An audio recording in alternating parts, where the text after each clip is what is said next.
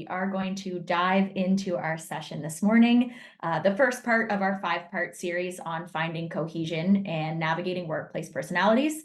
And today our focus is going from stagnant to streamlined, essentially how we utilize our resources and manage our resources for a modern leader. So with that said, we will record this session so you can go back and watch it at any time in our community space. And Laura will be sharing that link for you at the end of today's presentation. Great. Perfect. Thank you. All right. So feel free to rely on the chat as well if you'd like. But as we move into this morning in today's session, I'd love to first ask what you think of when you hear the word resources. So what first comes to mind? The first thing's money. The second is staff. Yeah, that's Money and staff. Perfect. And I would imagine that those two are connected in some way at some time. they are definitely. Yes. Okay, perfect. So money and staff.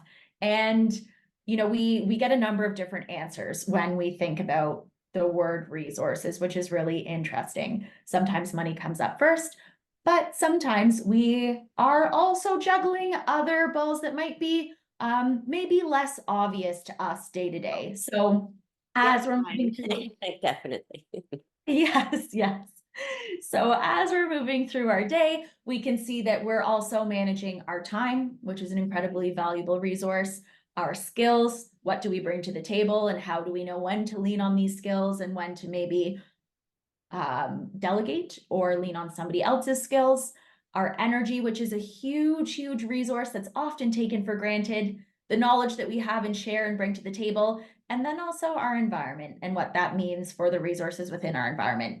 That can include staff, that can include other resources that we have in terms of our physical resources. So stationery, something so simple, but when we run out of these things, when we don't have a pen to write, it can get a little complicated and then we're scrambling. So in various different ways, we utilize these resources and we leverage these resources day to day. Sometimes they're more obvious, as I mentioned, than others. Now, when we are mismanaging our resources, which is something that we see often with leaders who are maybe broaching burnout, that there's a number of fallouts that happen when we're, first of all, not aware of the resources that we manage every single day, but second of all, that we don't know how to manage those resources once we become aware of them. So what's that action that we take next? So we see things like missed deadlines, a lot of siloed teams, some emotional reactions come out, specifically when we as leaders aren't aware of how to manage our energy and our time. That's where we see a lot of these emotional reactions come into play. The obvious ones like low morale and high turnover. And then we've worded it here, playing chicken with burnout, because we might not actually be at the point of burnout, but we're on that line, right? And we're getting close to it and we are running at that line quite quickly. So we say playing chicken with burnout because you're coming at it head on. And one of the most effective ways to manage our burnout is by understanding, assessing, and reevaluating what resources we have at our disposal. So while all of this is happening in the background and we're trying to manage all of these factors, as I mentioned, we have energy, we have time, our environment, our skills, and our knowledge. Our teams are also doing the same thing. So as you can see here, everybody is trying to manage these 5 resources, plus more. There's a lot more resources, but these are the main 5. And we're here trying to make sure that they can effectively do so and help them with their management. Where we get into trouble is when we as leaders don't understand how to manage our own resources first, because how can we help somebody else manage theirs unless we understand how our resource management impacts our performance? So we're all out here trying to manage our own resources. And what we've identified is that the way in which we manage our resources can really be identified and categorized into 2 personality partners. So the workplace looks a little something like this. As you can see, there are 2 distinct personality partners floating above each individual's heads. And that's what we're going to get into today, is what the traits of these personality partners are, what that looks like, and how these exist on a scale. Now, when I say that we've identified these 2 buckets or these 2 personality partners, I don't mean that you are forever and always one thing or the other and you don't have the capacity to grow, learn, and change. We do change based on our scenario in life, in work. We change on the skills that we acquire and as we grow. So as you can see here, while we might have a more dominant trait, we are still adaptable and versatile as leaders. Or if we're not yet, that's what we're aspiring to be, I'm assuming, based on the fact that you're all here today. So when we think about these two categories of resource management styles, we're talking about our builders and our maintainers, okay?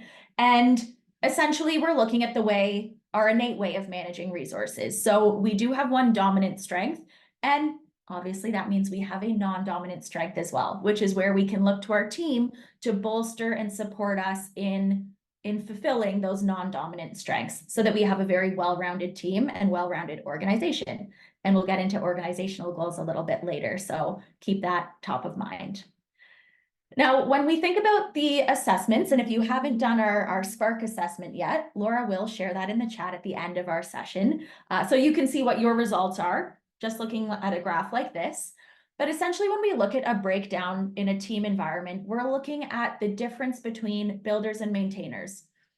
Let me reword that. Not difference, but the blend of builders and maintainers, because we're looking for a balance, depending on what the organization needs in that moment or in that season. As you can see here, this is quite a balanced team. We have a number of builders, we have a number of maintainers, but we also have a number of individuals who straddle that center line. And this is what I mean when I say that these traits and personality partners exist on a scale. That we have a number of folks who can put on their builder hat, and I'll explain what a builder means in just a moment, or they can put on their maintainer hat depending on what is needed in that moment or in that context, in that environment. So we really play with the if-then model of thinking, meaning in a certain context or environment, what strengths do I have to bring forward?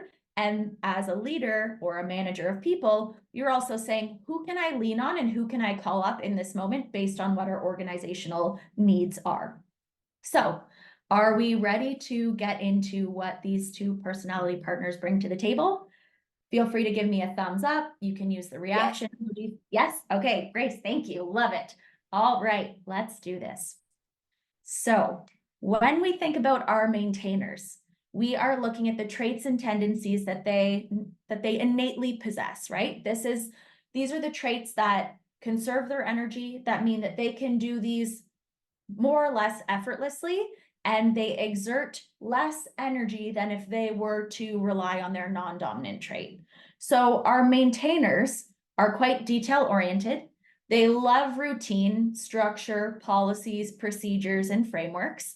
And that's not to say a set 9 to 5, but that might look like Monday, Wednesday, and Friday is the same. Tuesday, Thursday is the same. So they like to follow that routine and structure and keep things more or less the same, right? They do have a systematic approach to nearly everything. So as I mentioned, they do like following those processes. And that's why they are so exceptional in the day-to-day operations of organizational efficiency, right? They come in, they say, here's what we need to do, and they execute on it. So these are the folks that come in and they get the work done.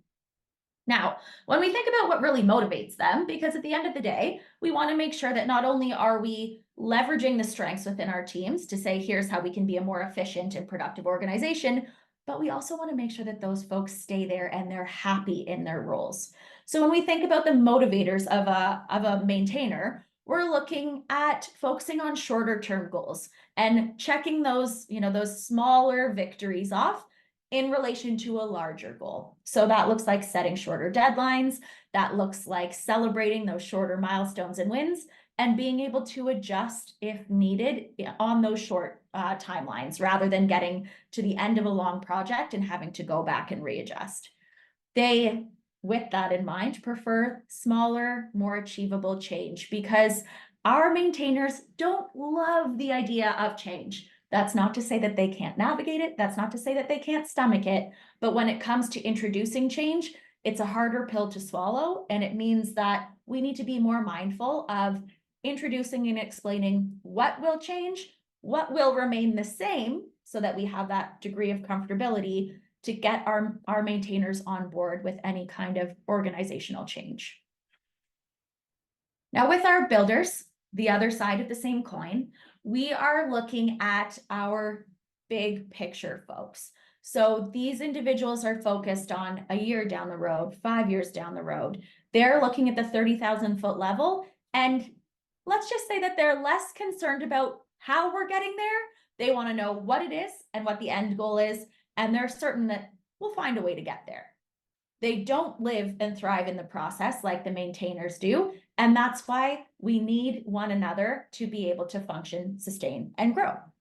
Now, with our builders, a couple of traits that you can use to identify these folks is that they're normally, we say on the go, a million tabs open. So if you think of your internet browser with a million tabs open, that's what's happening up here as well. So for our builders, sometimes to a maintainer, they may come off as being disinterested, aloof, or not totally paying attention, but that's not the case.